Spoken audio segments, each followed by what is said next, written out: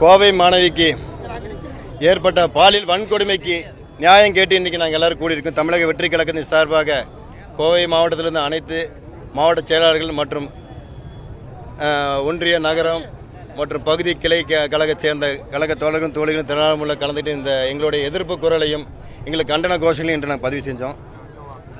இது மட்டும் இல்லாமல் இந்த ஆட்சியில் இத்தனை வருஷ கால ஆட்சியில் இந்த 4 வருட கால ஆட்சியில்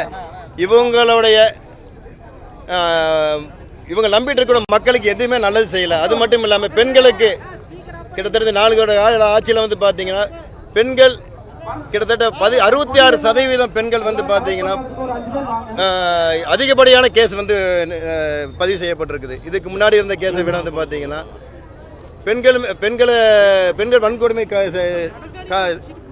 கேஸ் மட்டும் பார்த்தீங்கன்னா கிட்டத்தட்ட 66% மேலே வந்து பதிவு செய்யப்பட்டிருக்குது. இதெல்லாம் கண்டித்தும் மேலும் வந்து அண்ணா பல்கலைக்கழக மாணவி பாதிக்கப்பட்ட வழக்கிலையும் வந்து சரியான முறையில் ஒரு விசாரணை நடத்தப்படவில்லை என்பதையும் நான் இந்த கூட்டத்தில் வந்து நாங்கள் பதிவு செஞ்சுருக்கிறோம்.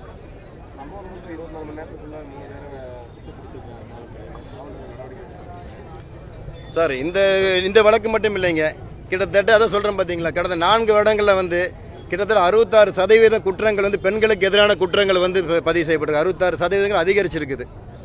இதற்கு என்ன பதில்? இன்றைக்கி இந்த 3 பேர் சுட்டு பிடிச்சிருக்கிறாங்க, ஓகே, அதை வரவேற்கிறோம். ஆனால் அதே சமயத்தில் இத்தனை பேர் பாதிக்கப்பட்டிருக்காங்க. இன்னும் வழக்கு போடாத பல கேசுகள் இருக்குன்னு வந்து பல புள்ளி விவரங்கள் சொல்லுது. அதுக்கெல்லாம் என்ன பதில் சொல்ல போகிறாங்க? இந்த ஆட்சியாளருக்கு என்ன பதில் சொல்ல போகிறாங்க? கரூர் விவகாரத்துக்கு அப்புறம் தமிழக வெற்றி கழகம் வந்து சோர்வடைந்து விட்டுச்சு அப்படிங்கிறாங்க. இப்போ வந்து இந்த நீங்கள் கண்டன ஆர்ப்பாட்டத்தை நடத்திக்கிறீங்க கிட்டத்தட்ட 1.5 மாதங்களுக்கு பிறகு அது என்ன? இல்லை, நிச்சயமாக அது வந்து நாங்கள் ஏற்றுக்க முடியாது சார். நாங்கள் சோர்வடையில்லை. அந்த மக்களுடைய 47 பேர் அந்த மக்கள் எங்களுடைய குடும்பத்தை சேர்ந்தவங்க, எங்களோட குடும்பம் தான். தளபதி அவர் சொன்னது போல் எங்களோட குடும்பம் தான். அவங்களுடைய மறைவுக்கு நாங்கள் இரங்கல் செலுத்துவது போல் நாங்கள் வந்து கொஞ்சம் அந்த நேரத்தில் துக்கத்தில் இருந்தனால நாங்கள் வந்து கொஞ்சம் அமைதியாக இருந்தோம். அதே சமயத்தில் இப்போ சிபிஐ விசாரணை நடந்துகிட்டு இருக்குது. அதில் தளபதி அவர்கள் சொன்னது போல் எங்களுக்கு நீதி கிடைக்குங்கிற நம்பிக்கையில் நாங்கள் இருக்கிறோம். நிச்சயமாக நாங்கள் எதிர்பார்த்துருக்கோம். அதனால் நிச்சயமாக நீங்கள் சொன்னது போல் நாங்கள் 1.5 மாதம் நீங்கள் சொன்னது போல் நாங்கள் எந்த இடத்துலையும் சோர்வடைய கிடையாது, நாங்கள் பின்வாங்க கிடையாது. தமிழக வெற்றிகளை என்றைக்குமே மக்களோட இருப்போம், மக்களோட பயணித்து கொண்டே இருப்போம். இன்னும் வருங்காலங்களில் மக்களோட மட்டும்தான் நாங்கள் பயணம் செய்ய போகிறோங்கிறது தெரிவித்துக்கிறோம். அதிமுக பாஜக போன்ற எதிர்கட்சிகள் வந்து பெண்களுக்கு வந்து பெப்பர் ஸ்ப்ரே வந்து கொடுத்துருக்காங்க. நீங்களும் வந்து பெண்களுக்கு ஆதரவாக போராடும் போது எந்த மாதிரியான இல்லை, அது அவங்களுடைய தனிப்பட்ட முடிவு. இதை பற்றி நாங்கள் விமர்சனம் பண்ண விரும்பலை. ஆனால் அதே சமயத்தில் நாங்கள் மக்களுக்கு கொடுக்கறது ஒரு நம்பிக்கை. வருங்காலத்தில் 2026 தளபதி ஆட்சி வரும்.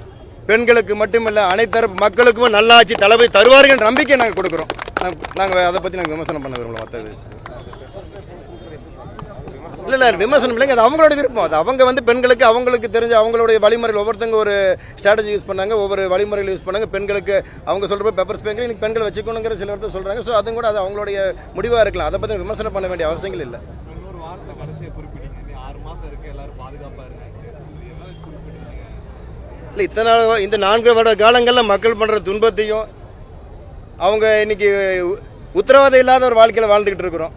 அதுதான் வந்து நாங்கள் இந்த 4 வருஷ காலங்கள் நான் பார்த்துட்டோம்.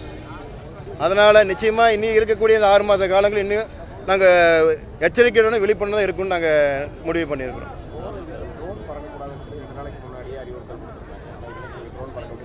இல்லை, இந்த ட்ரோன் வந்து எங்களோடது கிடையாதுங்க. இந்த ட்ரோன் எங்களது கிடையாதுங்க. நாங்கள் கேட்டோம், இல்லைன்னு சொன்னாங்க, ரெட் ஜோன் சொன்னாங்க. ஸோ நாங்கள் வந்து பறக்க விடலை. எங்களோட இன்றைக்கி பார்த்து சேட்டலைட்டில் தெரிஞ்சிருக்கும்.